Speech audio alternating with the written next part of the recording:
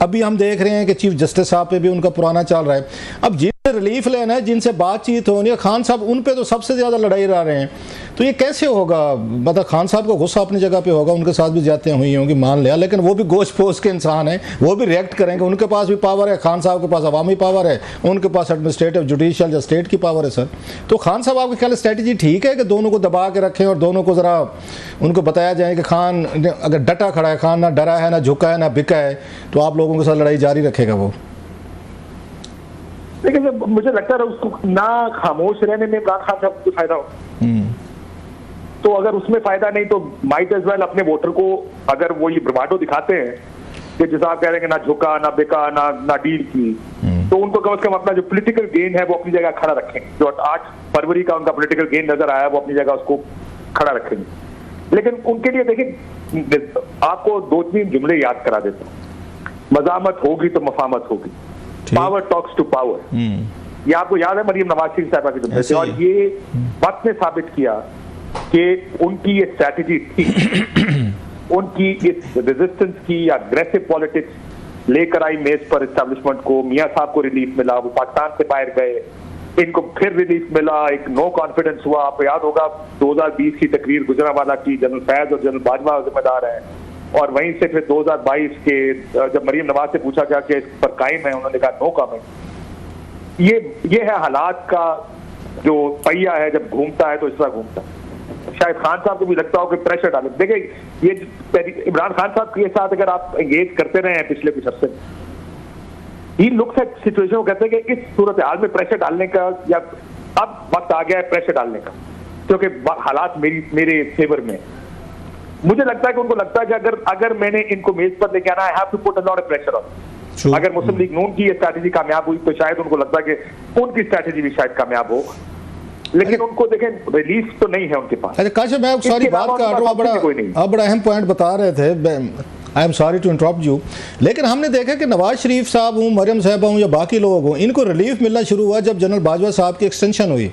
उसके बाद माहौल बदलना शुरू हुआ और उनके इमरान खान से डिफरेंसेस भी होना शुरू हुए कि उन्हें फील हुआ कि अब जो मैंने इमरान खान साहब से लेना था ले लिया, एक्सटेंशन लेनी थी, अब मुल्क ठीक करते हैं, अपोजिशन से बात करो, करप्शन ख़त्म करो, नायब वगैरह जो खान साहब कहते थे। तो अभी तो ये मौजूदा जनरल साहब के तो अभी मेरा ख्याल 1.5 साल अभी रहता है, तो इनको फिर वेट करना पड़ेगा कोई 1-2 साल बाद कोई एक्सटेंशन का, उसके बाद जाके मामलात ये खान साहब के लिए बेहतर होंगे। क्योंकि जिसका रेफरेंस आप दे रहे हैं मरियम साहबा या नवाज शरीफ साहब की तकरीरों का दबाव का, वो तो काम करना शुरू किया था एक्सटेंशन के बाद। एक्सटेंशन से पहले तो आपको याद होगा कुछ नहीं था सर, जेलों में थे सारे। तो मैं वैसे आर्गुमेंट जरा वेगली आपको बताना चाहता हूँ sir, I hope you will pick it up sir. मेरी जितनी गुफ्तगू होती रही है सिस्टम में, जब भी हुई, जरूरी नहीं है कि एक्सटेंशन के बाद किसी को कोई प्रॉब्लम हुई और ये रास्ते खुले हो।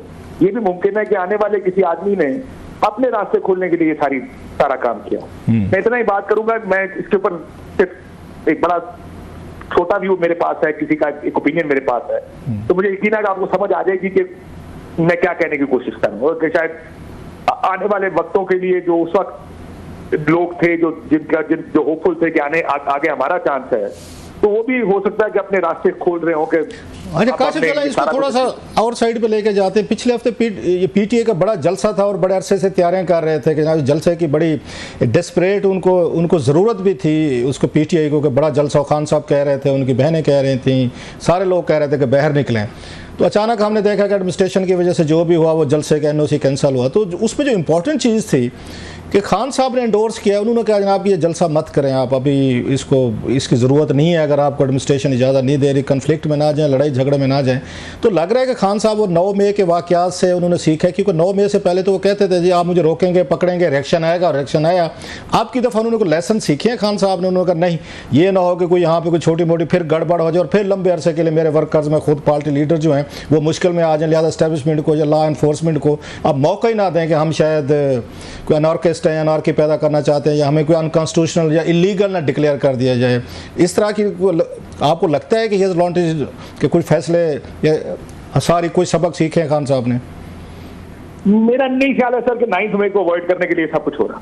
मेरा जाती व्यू मैं आपको बता देता हूँ। मेरा ख्याल है कि खान साहब नहीं चाहते कि पार्टी के ऊपर प्रेशर आए, और शायद उनको यह भी लग रहा हो कि ये वक्त नहीं है जहां पर आप एक्सेलरेटर पे पैर रखें। देखिए जब वक्त आएगा ना, चाहे वो महीने बाद आए, 2 बाद आए, 6 बाद आए, जब उनको लगे कि अब किश्तियां जला दो, तो वो ये ऑर्डर भी दे देंगे कि आप निकल आए सारे, जिधर भी जलसा करना है या जो भी एजिटेशन करनी है, वो ऐसा की कॉल पार्टी दे भी देगी। इस वक्त वो अपनी पार्टी पर अनड्यू प्रेशर नहीं लाना चाहते। उसका मतलब आई डोंट थिंक कि 9 मई से कोई लेना देना है कि 9 मई हो जाएगा, ये ना हो। अभी उनको लगता होगा शायद, जब देखें इतनी गर्मी है, उन्हें पता है कि एक सस्टेन्ड कैंपेन नहीं चल सकती। जून, जुलाई, अगस्त, बरसात है, मुहर्रम आ गया, एक जलसा करेंगे, फिर 10-15 दिन इंतजार करना पड़ेगा, फिर दूसरा जलसा होगा। मुझे लगता है जब फैसला होगा ना, उस वक्त एक कैंपेन का फैसला होगा। उस वक्त आपको अगले महीने का प्लान नजर आएगा, एजिटेशन होगी, सड़कों पे पथराव हो रहा होगा। लेकिन खान साहब को यह भी पता है कि उनके बगैर ये सब कुछ पंजाब में करना थोड़ा सा मुश्किल हो जाएगा। तो मुझे लगता है वो नहीं चाहते कि ऑलरेडी पार्टी प्रेशर में थी, मुश्किल से ये प्रेशर कम हुए हैं कि पार्टी के ऊपर मजीद प्रेशर पड़े वक्त से पहले।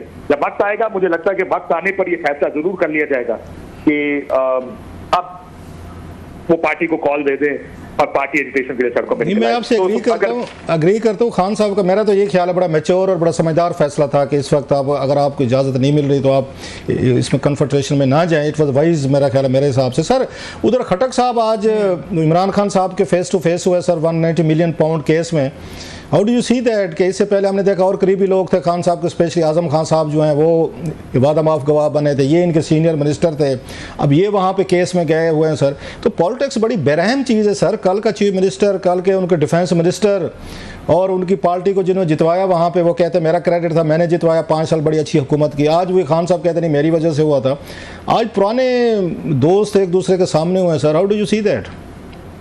देखिए, मैं इस बात से एग्री करता हूँ कि Pervez Khattak was the best PTI chief minister. मेरा ख्याल है उन्होंने एक ऐसे वक्त में, खान साहब भी फोकस कर सकते थे, वजीर आजम नहीं थे, इसलिए जेबी पे फोकस खान साहब का भी था, लेकिन प्राइम मिनिस्टर, चीफ मिनिस्टर को क्रेडिट जाता है कि जिसने 2018 में निकाल के। देखिए ये बड़ा इंटरेस्टिंग केस है सब 190 मिलियन का। इसमें ये कोई इतना ब्लैक एंड व्हाइट केस नहीं है जितना मुस्लिम लीग नून इसको कहती है कि black and white case. Case है क्या? केस ये है कि वो जो 190 मिलियन जो फ्रीज हुए थे बरतानिया में, क्या ये स्टोलन मनी थी, चोरी की गई पैसे थे? क्या पाकिस्तान की हुकूमत ने ये डील की मलिक रियाज साहब के साथ और मलिक रियाज को कहा कि आप ये पैसे इस अकाउंट में डलवा दें, हम आपके सेटल कर देते हैं? पीटीआई का ये व्यू नहीं है। और वो कहता है अगर, अब जाहिर आप तो हुकूमत मुस्लिम लीग नून की अगर काउंटर पेपर वर्क अवेलेबल है तो वो ला भी सकते हैं। उनका व्यू ये है कि ये अरेंजमेंट एनसीए और मलिक रियाज साहब के दरमियान हुई, ये पैसे वहां पे फ्रीज हुए। हम अगर केस करने जाते तो शायद हमें ये पैसे ना मिलते, इनका ये मानना है। उन्होंने कहा कि जब मलिक रियाज साहब की डी फ्रीजिंग हो रही थी, या जब ये साबित कर दिया मलिक रियाज ने लंदन में के पैसे पैसे के नहीं है, ये व्यू मैं बता रहा हूँ आपको सर। तो ये एग्रीमेंट मलिक रियाज और एनसीए के दरमियान हुआ कि हम ये पैसे इस अकाउंट में डालना चाहते हैं। हुकूमत पाकिस्तान से कहें कि इसको सीक्रेट रखें। हुकूमत पाकिस्तान से सिर्फ इतनी मर्जी ली गई, हुकूमत पाकिस्तान की मर्जी से यहाँ पर पैसे आए। हुकूमत कहती है कि ये किसी कॉन्ट्रैक्ट में नहीं लिखा। मेरे पास शहजाद अकबर साहब एक दफा प्रोग्राम में आए थे। शहजाद अकबर ने कहा कि अगर कोई कागज है हुकूमत मुस्लिम लीग नून की, आज उनको कहीं कागज सामने रखते हैं, हमने जो भी सील डॉक्यूमेंट दिया था वो अभी कैबिनेट डिवीजन में पड़ा है, काबीना के अंदर गया था, वो पब्लिक कर दे। गवर्नमेंट पब्लिक कर सकती है अगर करना चाहे तो, या वो देख लें कि क्या ये एग्रीमेंट गवर्नमेंट ऑफ पाकिस्तान और मलिक रियाज के दरमियान था या मलिक रियाज और एनसीए के दरमियान। आपने देखा होगा कुछ 3-4 महीने पहले बैरिया टाउन ने इस तरह के डॉक्यूमेंट जमा कराए अदालत में, जब इस केस के बारे में, और वो डॉक्यूमेंट्स आ गए कि ये अग्रीमेंट इनके दरमियान है। हुकूमत ये कहती है कि पैसे लेकर या क्विड प्रो को के तहत, यानी मफाद लिया गया, जमीन ली गई, उसके तहत ये किया गया। It's a very simple case. मैं ही सेट को सुना दिया दोनों। इस पे वैसे इस पे बहुत सारे सवाल जैसे आपने कहा कि हो सकते हैं, लेकिन इस वक्त मैं आपको फायदा उठा रहा हूँ कि जरा क्यों क्रिकेट पे मेरा ख्याल पाकिस्तानी जर्नलिस्ट अब वहद हैं जितनी कमांड रखते हैं, आपसे सवाल ना पूछा तो बड़ी ज्यादती हो जाएगी। सर जी, ये कुछ सर्जरी सुनाई हुई है, कोई वहाब रियाज साहब और अब्दुल रज़ाक साहब ने कंपनी इन लोगों को फारिग किया गया सर।